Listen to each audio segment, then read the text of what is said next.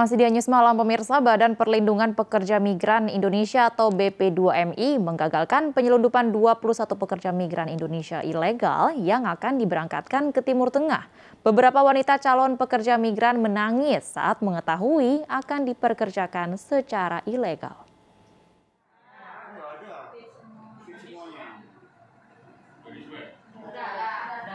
Swabnya hasilnya apa? Vaksin udah? Vaksin 1 atau vaksin 2? Mbak-mbaknya ini kita amankan dulu Mbak ya. Kalau mau berangkat silakan. PT di Indonesia ini ada 340 sekian ya. Silakan mendaftar. Ini gajinya berapa Mbaknya di sana?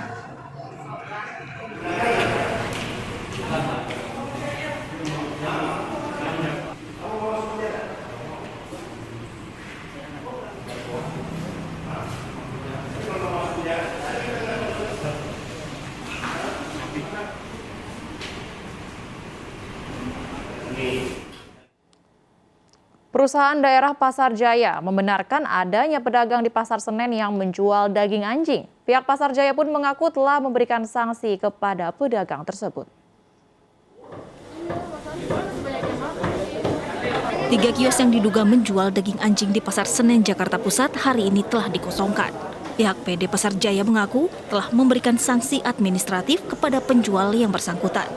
Dan kami selaku manajemen telah melakukan pemanggilan dan melakukan sanksi administrasi yang mana kedepannya apabila pedagang tersebut masih melakukan hal yang sama, kedepannya akan dilakukan tindakan secara tegas, baik itu penutupan secara sementara ataupun penutupan secara permanen. Sementara itu pihak Animal Defenders Indonesia menyatakan penjualan daging anjing tidak hanya ditemukan di Pasar Senen, namun juga di sejumlah pasar lainnya di Jakarta. Ada beberapa pasar yang kami identifikasi mendapatkan laporan dari warga yang akan kami hadirkan juga nantinya dalam daftar investigasi kami. Tapi yang pasti yang permulaan ini untuk menjadi wake up call bagi DKI Jakarta agar tidak membiarkan praktek ini berlangsung terus di kemudian hari. Sebelumnya ramai beredar di media sosial video penelusuran Animal Defenders Indonesia di kawasan Pasar Senen, Jakarta Pusat yang menemukan daging anjing dijual berdampingan dengan daging lain. Animal Defenders Indonesia berharap Pemprov DKI Jakarta dapat bertindak tegas hingga memberikan sanksi pidana kepada penjual dan pihak terkait lainnya. Dari Jakarta, Tim Liputan iNews melaporkan.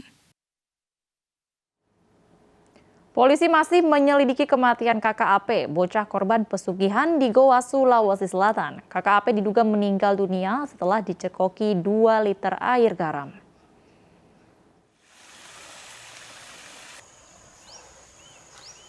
Dandi Saputra, 22 tahun, dimakamkan keluarga pada 31 Agustus lalu. Namun kematian Dandi hingga kini masih menjadi teka-teki. Polisi juga berencana membongkar makam Dandi untuk mengetahui pasti penyebab kematian korban. Sementara itu, adik Dandi, Api, masih menjalani pemulihan psikis di Rumah Sakit Umum Daerah Syekh Yusuf, Kabupaten Goa. Kondisi mata Api juga kian membaik dan mulai bisa melihat pasca menjalani operasi mata. Alhamdulillah kondisi matanya sudah membaik, pasien sudah bisa melihat, adik sudah bisa melihat kembali, dan memang karena dari awal juga mata hitamnya alhamdulillah nggak kena apa-apa kan, cuma mata putihnya aja, jadi ini tinggal penyembuhan saja. Dalam kasus ritual pesugihan yang mengorbankan mata bocah berusia 6 tahun, 4 orang telah ditetapkan sebagai tersangka, yakni kakek, paman, dan orang tua korban. Dari Kabupaten Goa, Sulawesi Selatan, Bukma iNews melaporkan. Seorang petani dusun Lubuk Ranji, Kabupaten Banyuasin, Sumatera Selatan meninggal ditembak tetangganya sendiri dengan senapan angin. Korban ditembak diduga karena mencuri sepeda motor. Jasad Eli Sujarwo, petani desa Lubuk Ranji, Banyuasin, Sumatera Selatan, dibawa ke ruang forensik Rumah Sakit Bayangkara Muhammad Hasan Palembang untuk diotopsi. Korban meninggal ditembak tetangganya sendiri dengan senapan angin. Korban juga dikeroyok sejumlah orang setelah diduga mencuri sepeda motor warga. Tim forensik menemukan 4 luka tembak di tubuh korban, yakni di bagian dagu, tubuh, dan paha. Diduga korban merupakan pelaku pencurian sepeda motor. Sementara itu kejadian ini kita terima laporannya dan pelaku-pelaku yang diduga melakukan penembakan ini sudah diamankan dan dilakukan pemeriksaan di Polres Banyuasin. Untuk sementara ada 3 orang yang kami amankan. Tetangganya, Bu?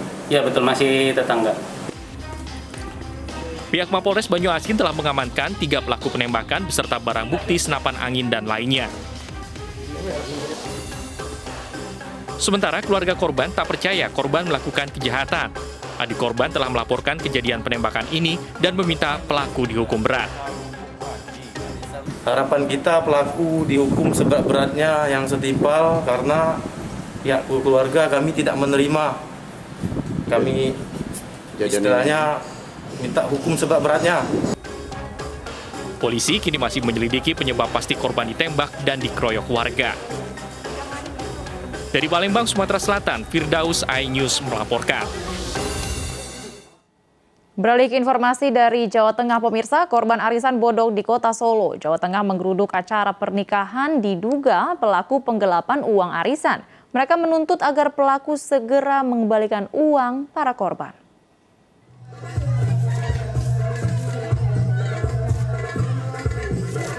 Keributan terjadi di lokasi pernikahan saat para korban arisan bodong mendatangi hajatan orang yang diduga pelaku di kawasan Serut, Kelurahan Mojosongo, Kecamatan Jebres, Solo, Jawa Tengah. Mereka hendak meminta pertanggungjawaban terduga pelaku yang tengah melangsungkan pernikahan. Saat tiba di lokasi pernikahan, jumlah korban langsung memasang karangan bunga yang bertuliskan segera lunasi hutang. Tindakan para korban ini pun memicu emosi keluarga besar terduga pelaku. Pertamanya lancar, Mas, cuman terakhir itu 13 April kayaknya itu mulai meledosnya di situ. Jadi aku stuck total 2 minggu, nilainya kan 161 juta. Cuman pas nemuin aku dia masih sempat kembaliin 14 juta. Setelah itu nggak ada konfirmasi sampai sekarang. Makanya saya datang ke nikahannya Mbak Judas ini. Mau nagih hutangnya dia, arisan itu kan aku membernya dia. Aku kan kena dia, ikut arisan dia sama lelang.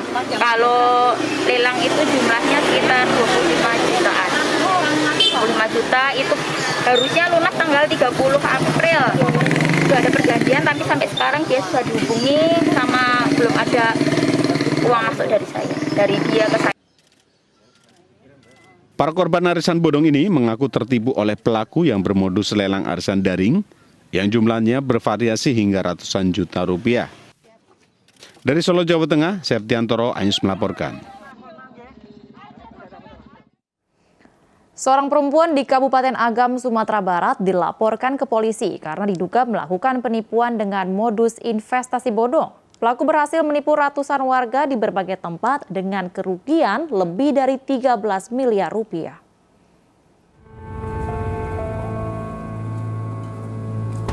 Sejumlah korban penipuan bermodus investasi di Kota Bukit Tinggi, Sumatera Barat melaporkan seorang perempuan berinisial RY, 37 tahun ke polisi.